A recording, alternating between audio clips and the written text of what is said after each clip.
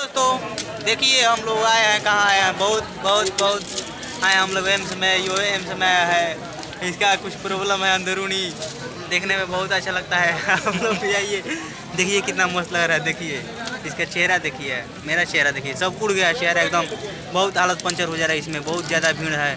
देखिए अमृत महोत्सव, ये मतलब अमृत महोत्सव नहीं, अमृत यहाँ दवा मिलता है एम्स में। बहुत ज़्यादा भीड़ रहता है यहाँ।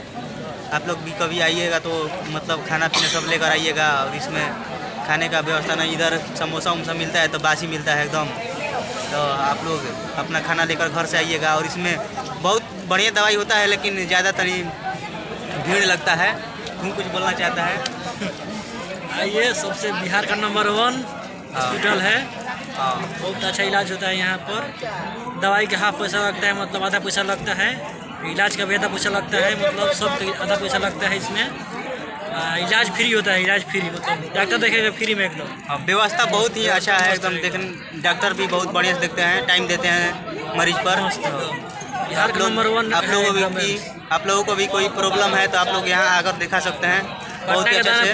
हाँ, दानापुर में आइएगा, बिहार का एम्स हॉस्पिटल में, जो कि बिहार का सबसे बड़ा हॉस्पिटल है। चलिए मिलते हैं अगली वीडियो में, धन्यवाद।